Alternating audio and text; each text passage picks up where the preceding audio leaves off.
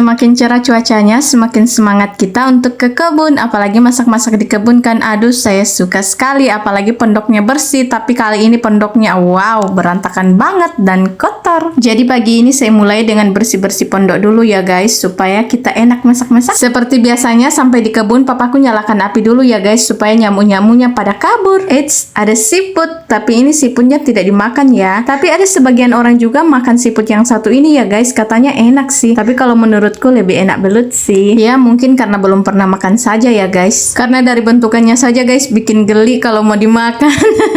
Mungkin saja karena papa mamaku juga tidak makan, jadi kita juga ikutan tidak makan. Seandainya mama papaku makan, pasti saya juga akan makan guys. Seperti belut kan, katanya orang geli karena mereka tidak terbiasa makan. Tapi karena mama papaku makan, jadi saya ikutan makan juga. Memang geli sih guys pas belum dimasak, tapi pas sudah masak, odok, bikin lagi, bikin tambah lagi. Oke lanjut guys. Di sini setelah airku mendidih, papaku bikin kopi pahit dan saya lanjut petik-petik sayur untuk masak-masak. Kalau ada bunga dan ada sayur ini, saya lebih pilih sayur ini sih guys, karena saya suka itu sama sayur balinako atau sayur mayana. Apalagi dimasak dicampur dengan B2 atau bikin pakpiong.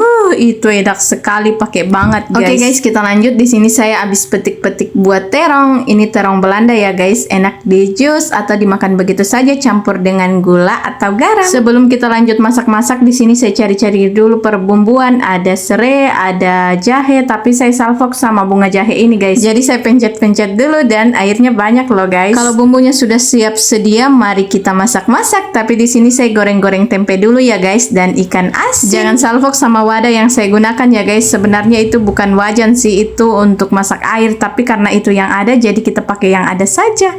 Tempenya sudah masak, ikan asinnya sudah masak, lanjut kita tumis-tumis sayur. Karena tidak ada dagingnya, jadi kita tumisnya menggunakan minyak yang lumayan banyak ya guys, supaya rasanya enak. Jangan salfok sama belangannya papaku yang hitam ya, seperti itulah guys kalau kita tinggal di kebun dan masak di kebun, karena masaknya di kayu bakar, jadi otomatis belangannya hitam. Dan setelah sayurnya masak, waktunya kita makan-makan. Di sini papaku suka sekali karena sayurnya enak. Papaku bilang biar cuma sayur dimakan, yang penting masaknya enak, pasti lahap juga makannya. Setelah selesai makan, daun pisangnya langsung kita buang saja dan lanjut minum kopi pahit. Setelah agak sorean, saya lanjut ke kebun jauh ya guys, dan ini adikku dan ponakanku panjat kelapa.